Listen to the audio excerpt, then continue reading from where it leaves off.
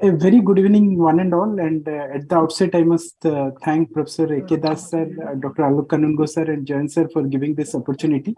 And as our chairperson sir has told, I'll be discussing on insulin co-formulation, the clinical advantages and value proposition in the Indian setting.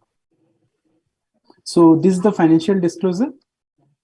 So basically the agenda, there would be 3 points which I'll be covering. First, understanding the insulin formulation, what are currently available and how they are going to mimic the physiological insulin secretion. The second agenda is to determine the choice of insulin therapy or the insulin regimen. And third, I'll be telling about improving the adherence and addressing the issue of complex, convenient insulin regimens. Because whatever said and done, if the person is not taking the insulin, then our all effort has come into halt. So that I'll be discussing in the part 3. So coming to the part 1, that is discussing about the insulin secretion and what insulins we have in the basket. So let us first see the the upper diagram, where we can see that insulin is secreted throughout to the circulation from beta cell in small pulsatile manner, and that form the basal insulin coverage throughout the day. But once we take meal, there would be surges in the insulin secretion, and that we call it as the prandial insulin secretions. So in type 1 or type 2 diabetes, we want some insulin that has to mimic this physiological insulin secretion. So we want a basal insulin and we want a bolus insulin. So for that, what we have in our basket is that we have rapid-acting insulin analogs like Lispro, Aspart, and Glulysin, which has got an onset of action which is very rapid or within 15 minutes, which is its peak within 1 hour, comes down within 2 to 3 hours. We have the regular insulin, which may not mimic the physiological bolus insulins, but we have them, that regular human insulin. Then we have intermediate acting insulin like NPH, which we use many times as basal insulin, but it's not an ideal basal insulin. So we have some recent longer acting insulin formulation, the first generation basal and the second generation basal. For example, the Glargine and the Detemer, which are the first generation basal. But we also have the newer generation basal, that's the second generation basal, that is Degludec and Glargine U300. So they have almost like a flat profile. So the insulin behaves exactly like a physiological basal insulin. So these are the different types of insulin we have got.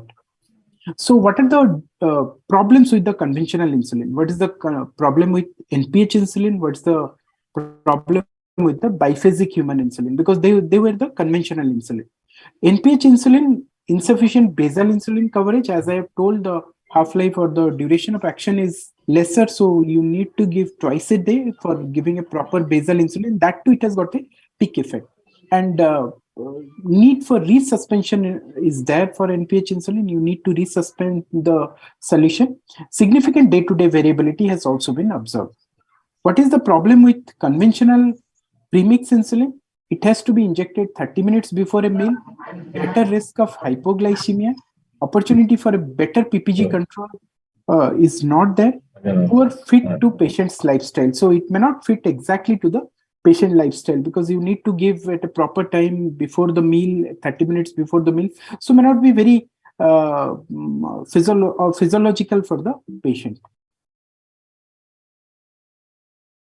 Now, if we compare the conventional basal insulin with the newer analog basal insulin, then definitely the newer basal insulin are of longer duration of action, more predictability of action, lesser hypoglycemia, they don't peak, so there is no chances of, or very minimal chances of nocturnal hypoglycemia, favorable effect on weight, low risk of emergency department visits because of hypoglycemia. So that's what we want from our insulin. Lesser variability with the basal analog. So the glycemic variability is also quite low. So if we keep them in order of merit, then probably the insulin Degludec, Glargine U300 would be the most ideal basal. They are absolutely peakless. Then we have Detemer or Glargine U100, followed by the NPH insulin. So these are about the conventional basal versus the newer basal. Now, what is the difference between the analog premix versus the conventional premix insulin? Faster absorption is there with analog premix, higher peak concentration, so better postprandial control. more rapid and pronounced glucose lowering effect, similar duration of action of the basal component. And if you see the hypoglycemia ratio, these are the different studies in the forest plot. You can clearly see that there is a significant lower rate of major hypoglycemic events compared to the conventional premix insulin therapy. So that finishes the first part of my talk, where I have discussed about the different insulins, their time action profile, and how the newer insulins are better. Now let us go to the second point, that is determining the choice of therapy for insulin initiation. So what we should initiate, especially in our Indian setup.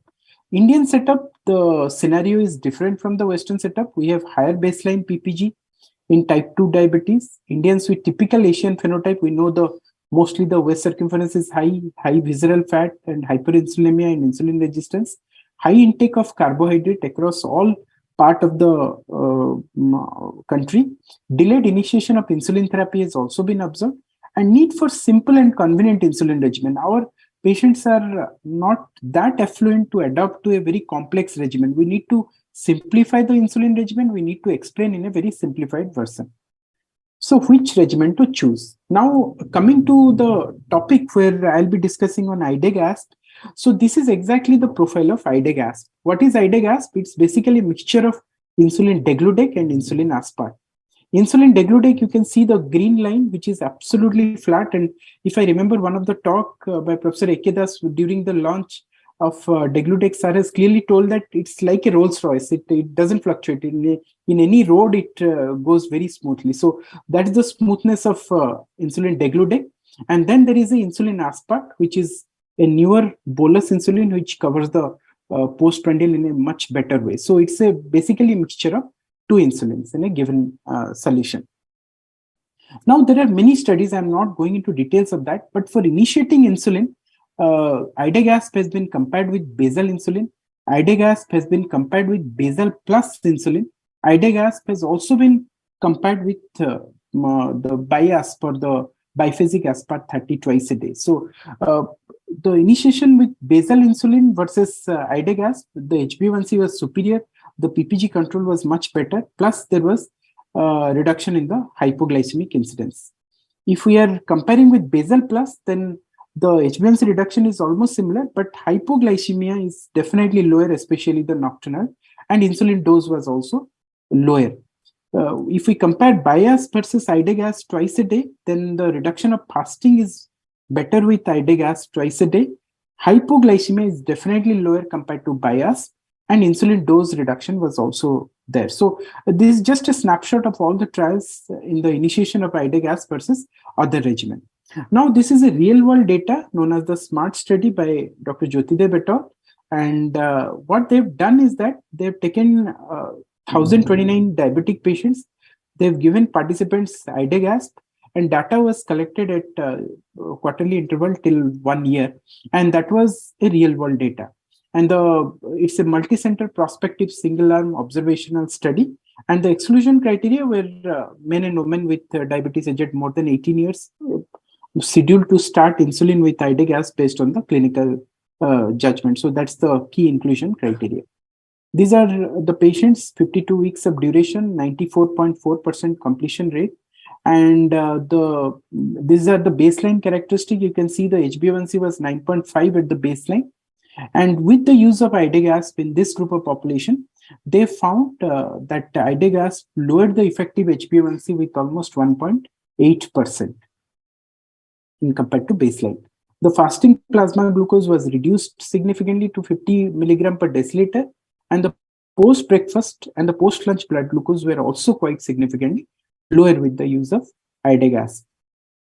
Now, the thing which we are more concerned is about seeing the hypoglycemia. Even in this real-world data, they've shown that with IDEGASP, the hypoglycemia risk has clearly come down, and the severe hypoglycemia is almost negligible. So these are the conclusion of this SMART study. And so the HbA1c reduction is to the tune of 1.8%, effective PPG control, fasting control, and improved safety profile. So for that reason, RSSDI ESI clinical practice recommendation 2020 and also the newer 2022 recommendation have clearly shown that we can initiate insulin by different regimen, maybe a basal premix or Even with IDEGASP also we can initiate. IDEGASP is very well equipped because you are giving with single device. Once you can start, you can go up to twice with intensification. Cost is a factor. So that was the economic consideration must be taken into account that was written in RSSDI ESI guidelines. Now that was the second part. Coming to the third part, how we are improving the adherence and address the issue of complex insulin regimen. Now adherence to insulin therapy is a major challenge and mean adherence level is only 70.6%. And this is the Western data, and I'm sure the Indian data would be still lower, the adherence to insulin.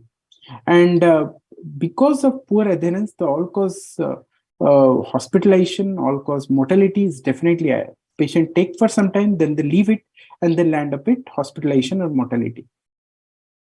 And when we dissect the components, why the patient is non-adherent, some of the important point is that patient is too busy traveling, skipping the meal, stress or emotional factors.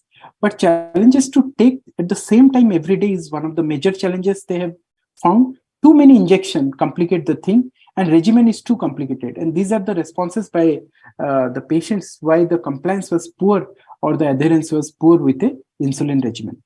So the basic philosophy of insulin is that do not match the lifestyle to the insulin regimen. Rather, you match the insulin to the lifestyle of the person. Then only you are going to win in the race. So if we say about the most ideal insulin regimen, then probably we can start with a basal. We go for basal plus with one therapy. We can go up to basal plus 2 therapy and basal plus full blown as basal bolus at 3 or 4 shots.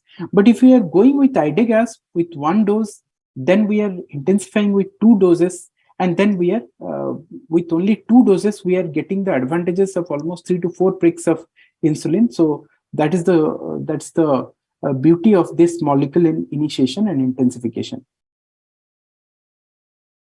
So the flexibility with insulin IDEGASP is very good. So compared to biphasic human insulin, which has to be given twice a day, fixed meals, IDEGASP can be given twice a day, and according to the larger meal, you can actually change your insulin timing. And it can be given immediately before or even 5 minutes after the meal. The effect will be similar. Perceived burden of infusion is very low compared to the biphasic human insulin. So these are some of the things which I wanted to highlight. We discussed about the different types of insulin regimen. What is IDEGASP, how IDEGASP is important in comparison to the other insulin, and how it is going to help our patients in terms of reducing the number of injections and complexity of the regimen. So this is the summary slide. So replacement of insulin therapy should mimic the body's own insulin response. The maintenance of glycemic target and avoidance of hypoglycemia that has been associated with insulin analogs represent a significant value consideration. IDEGASP is a simple and convenient solution which offers total control of fasting, PP, and HbA1c in people with type 2 diabetes, uncontrolled on multiple OATs. So with that, I'll end. Thank you for the patient hearing.